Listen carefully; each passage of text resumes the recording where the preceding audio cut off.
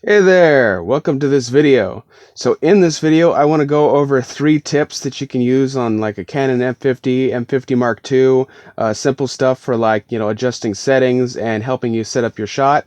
I really wish that I had known these earlier.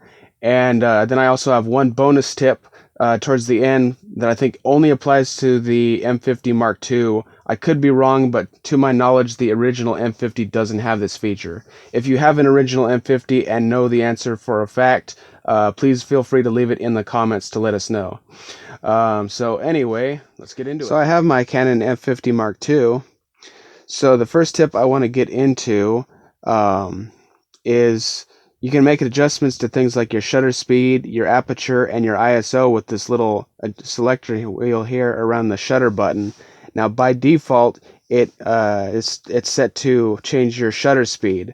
Now, of course, you can push the touch buttons to get into the menus or the submenus for aperture and ISO and adjust them with that same shutter wheel. If you want to change which setting it changes without going into those menus, you can hit this up button right here to cycle between shutter speed, aperture, and ISO.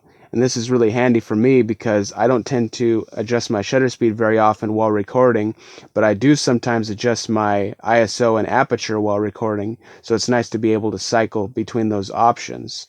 I learned this tip from the channel Tech Gear Talk.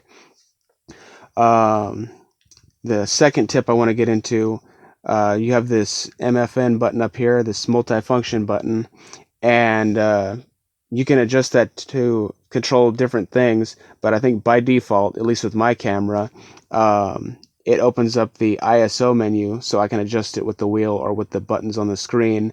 And so regardless of which setting I have the wheel assigned to change, if I need to make a quick change to my ISO, I can just hit that button there and make an adjustment. Now, of course, if you change this button to be assigned to something else, it'll perform another function, but I think by default it's assigned to open up the ISO menu, which is kind of handy. Tip number 3 is if you want some help as far as figuring out whether or not your shot is overexposed or underexposed or just right, you can do a half press over here on the shutter button, and it pulls up this little graph here towards the bottom, and like right now it shows I'm a little bit overexposed, and so it lets you know if you need to make adjustments, if you're overexposed, underexposed, etc. So that's kind of handy. And then once you let go of the button, that stays around for a few seconds and then it'll disappear. Now, getting into that extra tip that I mentioned towards the beginning of the video, on the M50 Mark II, if you want to know your audio recording levels while you're recording, from this screen right here, you can hit this info button here, and it shows you a few more data points, and it also brings up this graph showing you your audio recording levels. So that's handy if you want to know whether or not you're peaking, whether or not you need to make some adjustments. And this actually stays on, like if you turn the camera off and on again.